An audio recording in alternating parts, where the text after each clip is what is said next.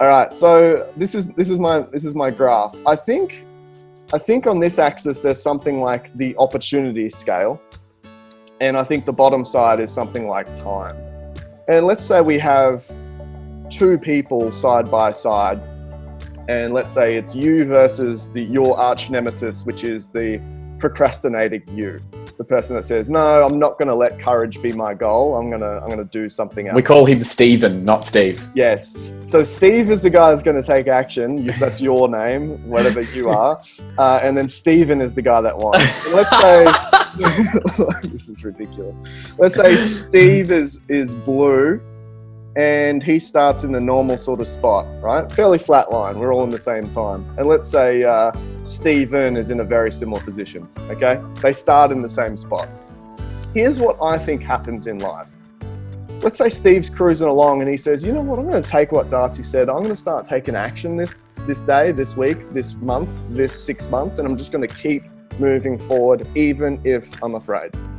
You do one little thing this week and you just start to creep up the curve. You've now created something, done something, put something into the world that you haven't. Stephen, on the other hand, hasn't. So he keeps going, you know what, I'm just going to keep doing what I've always done. Now, we'd think that he'd start to flatline, but what do you think actually starts to happen, Das, if we choose to do nothing right now? I would say compared to the rest of the world, you start to go backwards. Yeah, so what starts to happen is we start to see Stephen actually get less opportunities because Stephen isn't putting himself in a position to gain more.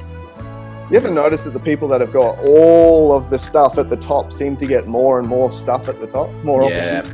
Opportunity breeds opportunity. Yeah, nice. Here's what I reckon happens. I don't think it's a linear curve. Steve's cruising along, he does one thing, that gives him a new opportunity. That new opportunity gets a new opportunity, and all of a sudden it starts to hockey stick up.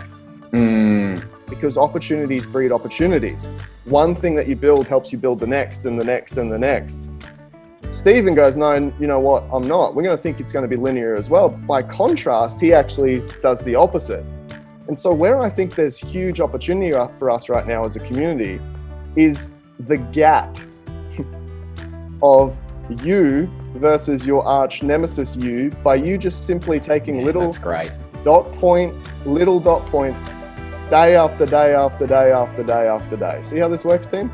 We're not saying that you're going to get right up here in the first second, but if you just keep taking action with speed, with courage, with optimism, I think you're going to get on this exponential opportunity curve up, as opposed to the rest of the world, which is going to opportunity curve down. That's what I think is why I think this is a huge opportunity.